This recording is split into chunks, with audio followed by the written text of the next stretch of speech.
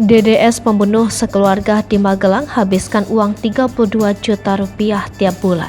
Sukoco, paman DDS alias Dio, tersangka pembunuh satu keluarga di Magelang, Jawa Tengah, membantah keponakannya dibebani ekonomi keluarga.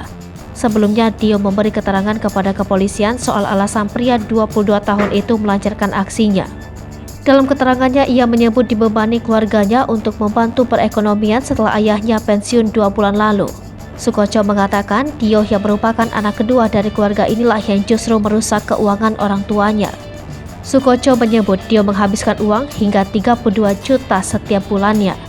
Uang itu, kata Sukoco, digunakan untuk mengikuti sejumlah kursus. Namun ia tidak mengetahui persis kursus tersebut apakah benar adanya. Informasi tersebut Sukoco dapatkan dari adiknya Heri Riani yang juga merupakan korban. Motif pembunuhan diduga karena rasa sakit hati pelaku terhadap orang tua dan kakaknya.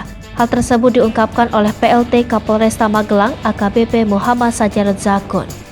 Setelah ayahnya pensiun, kebutuhan keluarganya cukup tinggi karena untuk pengobatan sang ayah yang menderita sakit. Karena itu Dio dibebani untuk membantu perekonomian keluarga demi memenuhi kebutuhan. Dio merasa terbebani karena sang kakak Dea tidak dibebani hal yang sama.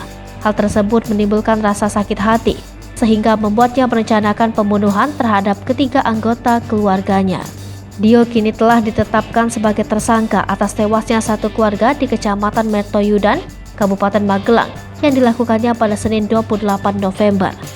Ia ditetapkan sebagai tersangka setelah penyidik dari Satreskrim Polres Magelang melakukan olah TKP, pemeriksaan saksi, dan hasil otopsi kepada seluruh korban tewas. Sajarot mengungkapkan akibat perbuatannya ini, Dio dijerat pasal 340 KUHP dengan ancaman hukuman mati atau penjara seumur hidup.